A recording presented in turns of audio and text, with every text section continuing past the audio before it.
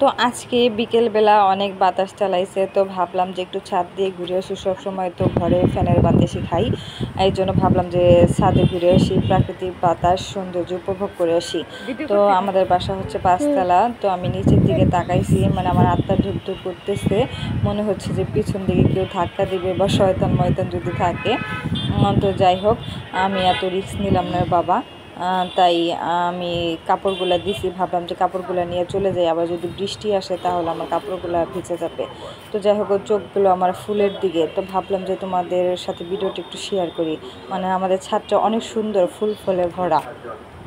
তো এই ফুলটা আমি মানে নিয়ে কানে পড়লাম, আমার ভীষণ ভালো লাগলো। মানে ছোটোবেলায় আমরা এগুলো অনেক ফুল দিয়ে মজা করতাম, এখন তো আর ওই রকম বয়স নেই। তো যাই হোক, দেখো আমাদের ছাদে কত রকমের ফুলের গাছ, আর আমার ফুলের ফলের বাগান ভীষণ ভালো লাগে। মানে যেখানে এই ফুল বাগান থাকুক না কেন, মানে ফলের বাগান থাকুক না কেন, আমি মানে ওইখানে যাই, যে আমার উপভোগ করি আর কি। মানে ভীষণ ভালো লাগে, আমি তোমাদের সেটা বোঝাইতে পারবো না। তো যাই হোক, ছাদে গেলে আমার মন চায় না যে আসি, মানে ঠান্ডা মনোরম পরিবেশ এবং বাতাস, ফুল ফলে ভরা।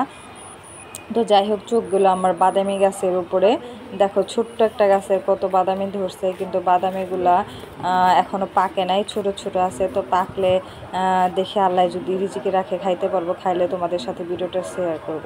আর এই পাশে দেখো, এটা হচ্ছে সবেদা গাছ, ছোট্ট একটা গাছে কতগুলো সবেদা ধরছে। আর এটা হচ্ছে পেঁপে গাছ। তো যাই হোক, ভিডিওটা বেশি বড় করলাম না, এই পর্যন্তই। ভিডিওটা ভালো লাগলে সবাই লাইক কমেন্ট শেয়ার করে দিও। সবাই ভালো থেকো, সুস্থ থেকো, আল্লাহ হাফেজ।